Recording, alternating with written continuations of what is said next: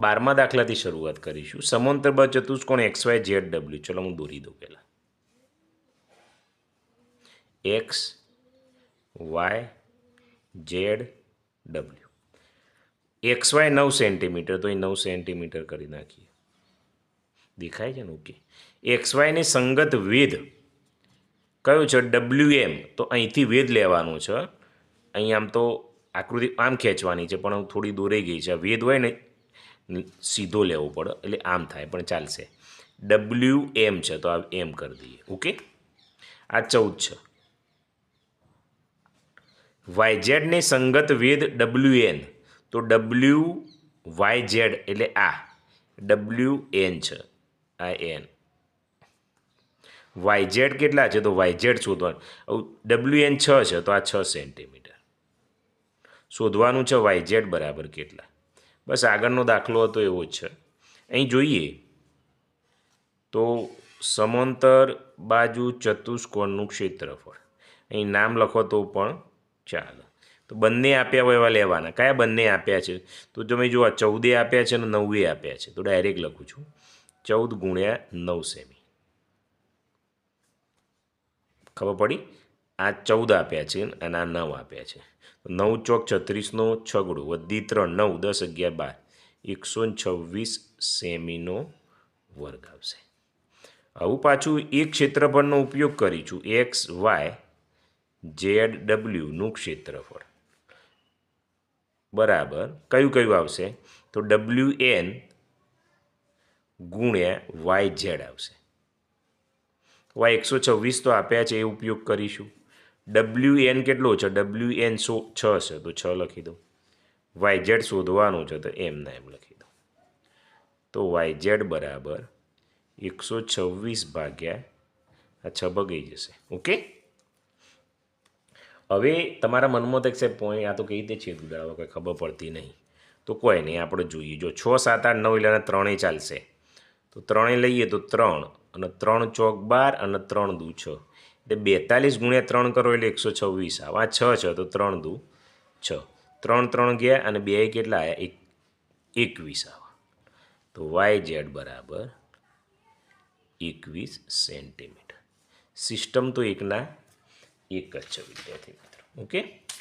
ચલો 12 પતી 13મો લઈ લઈએ.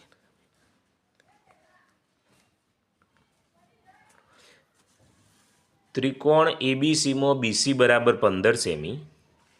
હવે આ ત્રિકોણ આવ્યો, જુઓ ખ્યાલ આવે છે? તો ત્રિકોણ દોરવાનો કયો છે? એ બી સી. બીસી 15, તો બીસી 15 સેમી. એડી 8 સેમી. એડી આ વેધ છે, એ 8 સેમી છે. તો ત્રિકોણ એબીસીનું ક્ષેત્રફળ આ શોધવાનું છે.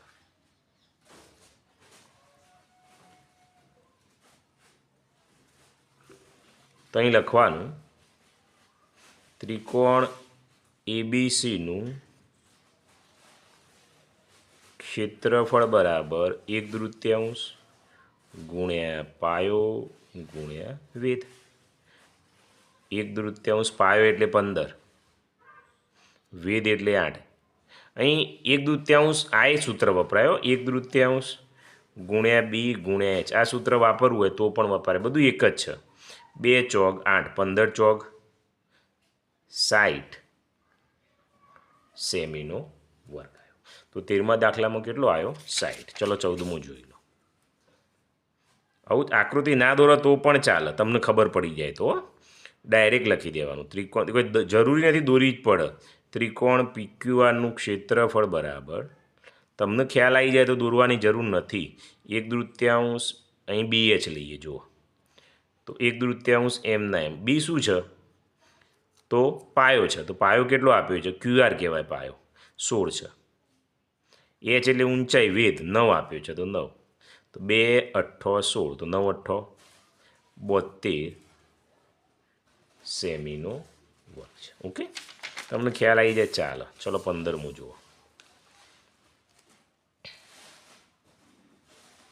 ત્રિકોણ એક્સ વાય ઝેડનું ક્ષેત્રફળ જ માગ્યું છે. તો આપણને ખબર છે 1/2 BH.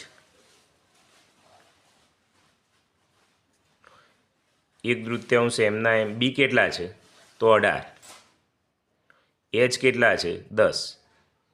તો 2 9 18, 10 9 90. 90 સેમીનો વર્ગ આવશે. તો 15માં કેટલો આવ્યો વિદ્યાર્થી મિત્રો? 90 આવ્યો. ચલો જવા દો. 16મો જોઈએ. આ થોડું ના 14 અને એવું જ છે. ચલો, ત્રિકોણ FOXનું ક્ષેત્રફળ 1/2 BH. આ ગુણાકાર ના કરો તો ચાલે, બરાબર. 1/2 એમના એમ. બી કેટલો છે? 14 અને પેલો 12. તો 2 સીત્યો 14. ખબર પડે છે ને? 16મો 12 ચીતો 84 સેમીનો વર્ગ, બરાબર. 17મો જુઓ. 17મું ક્ષેત્રફળ આપેલું છે. 17મો એવું જ છે. જુઓ, ત્રિકોણ ABCનું ક્ષેત્રફળ બરાબર 1/2 ગુણ્યા બી ગુણ્યા એચ. હવે ક્ષેત્રફળ 90 આપેલું છે, તો અહીં 90 લઈ લઈએ. 1/2 એમના એમ રાખીએ. BC એટલે બી કહેવાય, તો 15 અને એચ એટલે વેધ કહેવાય, તો વેધ AM, તો અહીં AM કરી દઈએ. તો AMના સૂત્રનો કરતા બનાવો તો 90 એમના એમ. 2 ઉપર જશે એટલે ગુણાઈ જશે અને 15 એમના એમ. 15 છંગ 90, 6 દુ 12. તો AM બરાબર કેટલા આવ્યા? 12 સેમી આવ્યા. તો 17માં કેટલો આવ્યો? 12 સેમી આવ્યો, બરાબર. ચલો 18મો જોઈએ. 18મો એવું જ છે. ત્રિકોણ XYZનું ક્ષેત્રફળ બરાબર 1/2 બી ગુણ્યા એચ. ક્ષેત્રફળ 18માં કેટલું? 150. તો ક્ષેત્રફળની જગ્યાએ 150 લખ્યા. 1/2 એમના એમ. બી એટલે આધાર કેટલો છે? 20 છે, તો 20 કરો. એચ એટલે વેધ, વેધ કેટલો છે? YM, તો અહીં YM કરો, બરાબર છે. હવે વિદ્યાર્થી મિત્રો અહીં જોઈએ તો YM બરાબર 150 એમના એમ. 2 ઉપર જશે અને ભાગ્યા 20. શૂન્ય શૂન્ય 2 જ્યાં 2 જ્યાં, તો કેટલા આવ્યા? 15 સેમી આવ્યા. તો YM બરાબર કેટલા? 18માં 15 સેમી. ચલો અહીં જોઈ લઈએ. 19મો જોઈએ. ચલો 19મો એવું છે. ત્રિકોણ PQR નું ક્ષેત્રફળ બરાબર 1/2 ગુણ્યા બી ગુણ્યા એચ. દરેક આકૃતિ દોરવી જરૂરી નથી, તમને ના આવડે તો જ આકૃતિ દોરવાની. ચલો 19મું છે. ક્ષેત્રફળ 120 આપેલું છે. PQ 16 છે, તો 1/2 એમના એમ. બી કેટલા છે? 16 છે. વેધ શોધવાનું છે. વેધ કયો? RN. એચ એટલે વેધ થાય, તો RN. તો RN બરાબર 120 એમના એમ. 2 ઉપર જશે અને 16 નીચે આવશે. 2 8 16, બરાબર છે. અને 15 8 120. તો RN બરાબર કેટલો આવ્યો? 15 સેન્ટીમીટર આવ્યો. તો 19 દાખલા પૂરા થયા. ચલો આપણે આગળ ગણાવી દઈએ. 20મો જોઈ લઈએ. કઈ રીતનું છે? અહીં વેધ આપ્યો છે જુઓ, અને પાયો શોધવાનો છે. પહેલો ચલો એવો છે એટલે હું આકૃતિ દોરું. જુઓ, ના દોરો ચાલો, કંઈ જરૂરી નથી. વેધ XM છે, તો અહીં XM કરું. એ 8.5 છે, તો 8.5 સેમી. હવે આપણને શું શોધવાનું? ત્રિકોણ XYZનું ક્ષેત્રફળ લખીએ. ત્રિકોણ XYZનું ક્ષેત્રફળ બરાબર 1/2 બી ગુણ્યા એચ. અહીં તમે જુઓ તો XM આપેલું છે 8.5 સેમી. બીજું 20મા દાખલામાં ક્ષેત્રફળ 68 આપેલું છે. ક્ષેત્રફળ 68 સેમીનો વર્ગ. શોધવાનું શું છે? YZ. તો YZ બરાબર કેટલા? તો અહીં ક્ષેત્રફળ કેટલું છે? 68, તો મૂકી દઈએ. 1/3 એમના એમ. બી એટલે શું?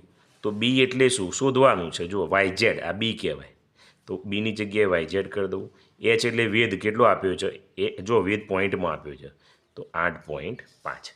એવું ગભરાવાનું નહીં, આપણને જેમ ગણતા હોય એમ ગણો. ચલો YZ બરાબર 68 એમના એમ.